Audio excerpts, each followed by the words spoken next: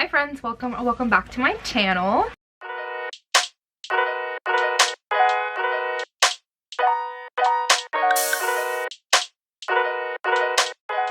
So today I'm coming at you with my March TBR.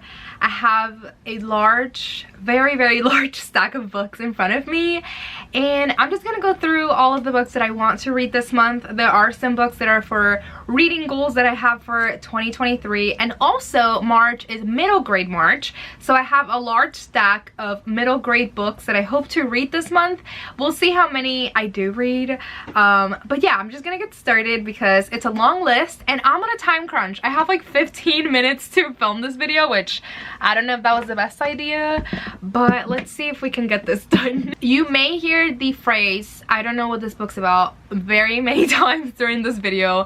I should have done research before I started filming this, but this is like the only time that I have to do this. So anyway, I'm sorry in advance. But the first book that I have is The Secret Garden by Frances Hodgson Burnett. I did not know that was the author's name. This is most definitely like a classic book.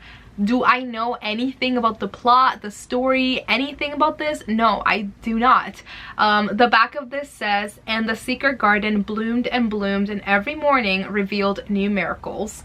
It looks very spring. I love this edition that I got at this bookstore in my town, and I am reading this for the Buzzword reading challenge that Kayla over at Books and Lala hosts. The word for the month of March is secret, so I decided to pick up The Secret Garden. Wish me luck. I don't read a lot of classics, but this looks pretty short and it has like drawings and stuff. I'm excited to read it. Even though I have no idea what this is about, I know that a lot of people love this book, so yeah. Alrighty, another one of my reading challenges for the year is to read my book club picks for my own book club and any other book clubs that I have that I'm participating in. Also, I do have a whole separate video where I'm going to be talking about my 2023 reading challenges slash goals. So that's a separate video that should be coming out soon. But anyway, for this month I am reading the book club pick for my IRL book club, and that is How to Not Drown what is it?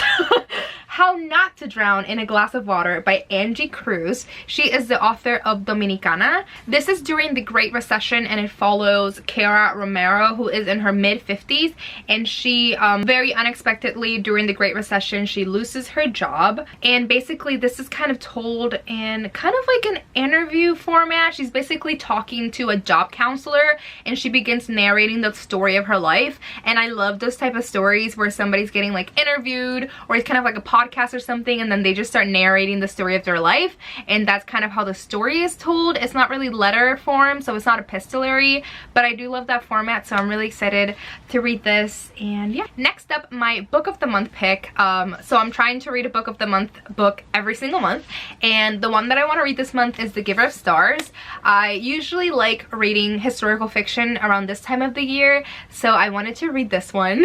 I know this one is set in Depression America, and it follows these 5 women, and all of their lives are like interwoven. I do believe this is like bookish, so I think like the women, the 5 women in this book kind of maybe host a book club, I'm not sure, or they give out books or something, but I think this is set in Kentucky, in the mountains of Kentucky, and it is set in Depression America, so I'm excited to read this one. Alrighty, I feel like I'm giving away all of my reading goals for the year, but I do want to start reading more nonfiction, so I have this book, How to Be Yourself by Ellen Hendrickson, and this one is pretty much about like learning coping mechanisms with social anxiety and learning how to be more yourself in social settings. I definitely need this book in my life. I'm really bad in like social situations. I feel like it's really hard for me to show my personality, so I'm excited to read this and highlight it and learn something about this. My therapist told me to read this book, so I'm going to read it. I've read 2 other nonfiction books that have been really helpful this year, so hopefully I get to this one in March. Alrighty, next up, I want to reread a book this month, and I reread A Court of Thorns and Roses by Sarah J Maas. So this month I want to try to reread A Court of Mist and Fury by Sarah J Maas. We'll see if that happens because she is thick. So I think out of all the books that I have, this is the biggest one.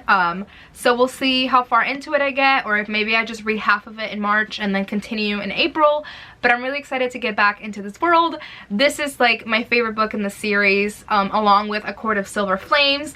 And if you don't know, which you must live under a rock if you've never heard of A Court of Thorns and Roses by Sarah J Maas, this is a Beauty and the Beast retelling. It has fairies, romance, fantasy, it's epic. It's one of my favorite series of all time, and this one is my favorite book in the series, so I'm so excited. I've only ever read it once, so this reread is going to be fantastic. The reread for ACOTAR was incredible, so I'm super excited. And lastly, I do want to read an audiobook this month, like solely just an audiobook and no physical, and I have You by Caroline Kepnes. I have been watching this series for a long time. I always wanted to pick it up, but I just hadn't gone around to it. And this one follows Joe Goldberg, and he's kind of a psycho stalker, and basically he just is kind of enamored with this girl, and you see his very, very creepy mindset and just a whole bunch of things just start going wrong. And he's a stalker, he's a psycho, and you're in his mind, and it's just really interesting. I do really like the show. This last season is not the best, so I'm a little sad about it, but it's only first part that has come out, so the second part hasn't come out yet, so we'll see how that wraps up. But yeah, definitely the first 3 seasons were my favorite, and I do know that TV show kind of goes away from the story in the books from what I've been told, so I don't know if it's too similar to the books. So I'm excited to read something in the Joe Goldberg universe, but yeah, we'll see how that goes. Alright, next up I have my stack of middle grade for middle grade March. I do know that middle grade March does have like prompt and everything. I honestly haven't gone around to read them, and I had picked my stack of books before that, so I'm just gonna go off with the stack that I have in front of me. I'm sure that some of these books will fit the prompts, so yeah. Alright, and I'm gonna be completely honest, I don't read too much middle grade, and I'm not too like hip with all of the things that are coming out, so I don't know much about these books.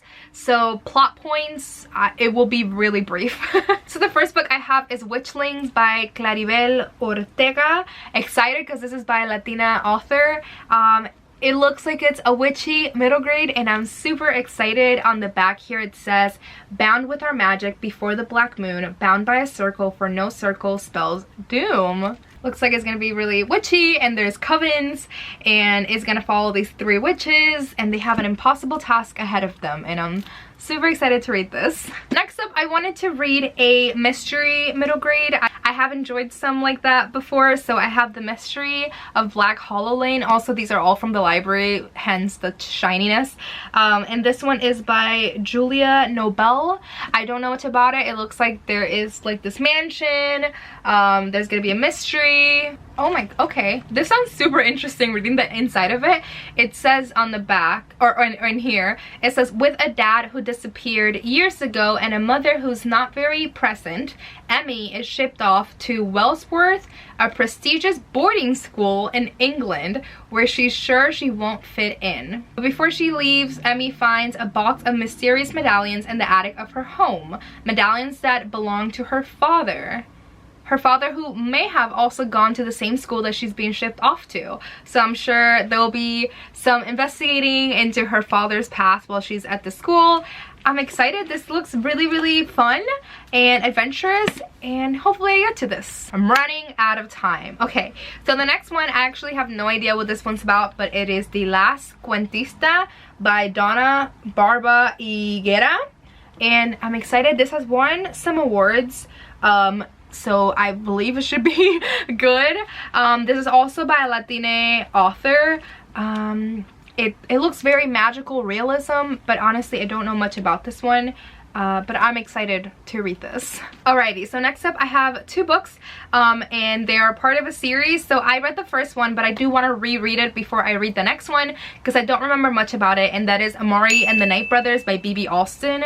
I have the second one, which is Amari and the Great Game, obviously by the same author. So I have to reread the first one, The Night Brothers, before I read this one because I don't remember much that happened. But this book, if you like the Harry Potter series, I would recommend you picking this up. It has a very similar feel with a very young character. It has been rumored, or I don't know if it has been confirmed, that this is going to be like an 8-book series.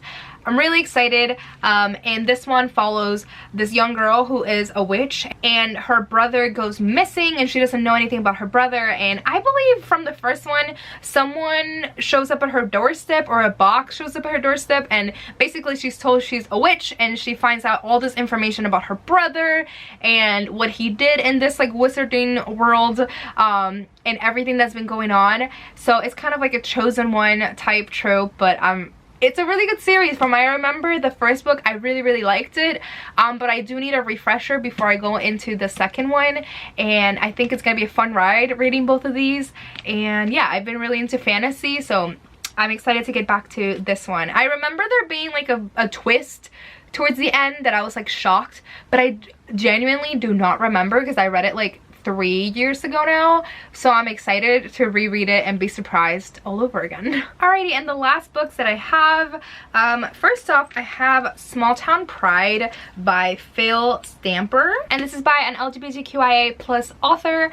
I'm excited to read this. Basically, this just follows the story of Jake, and he is the first openly gay kid in his school, and obviously this is set in middle school. This is a middle grade book. I'm excited. I'm sure that this boy is going to go through some challenges, but it'll also be really wholesome and heartwarming, so I'm really excited to read this. And I'm really excited that a book like this exists for middle graders. And last but not least, I had no idea that this was like a picture book when I ordered it from the library, so this is going to take me like 5 minutes to read, but I heard good things about it. It was like nominated for the Goodreads Choice Awards, I believe, and that is I Am Quiet, and it is a story for the introvert in all of us. So it's basically a middle grade book for introverts, and I mean, it's just something that I really needed when I was younger. I always felt so out of place, like being Puerto Rican and living in Puerto Rico, and everyone is a lot of people around you are very extroverted. Puerto Rican people tend to be extroverted, and I always felt so alone in how I felt being more introverted and shy. So I just felt very lonely, and I feel like if I had a book like this and knowing that people are like this and it's okay. So this is another book that I'm really glad that is out there and that it exists in the world. And yeah, I Am Quiet, and like I said, this is a picture book, so it'll literally take me like 5 minutes to read this, but I am really actually so excited. I might go over my friend Jess's house and read this to Esme, her daughter, so yeah. Alrighty, we got that done in 15 minutes. I have a little Zoom hangout call at 5 and it is 4:57, so we did it on time. Sorry if that was super rushed, but we got it done. Alright everyone, thank you so much for watching. Thank you for anyone that is new around here. I feel like I've been getting a lot more subscribers recently, so thank you if you're new for joining. Yeah, if you haven't subscribed, please make sure you subscribe down below. I feel like I never say this, but please subscribe and follow me on Instagram and all of the social media, and I'll see you soon with another video. Bye!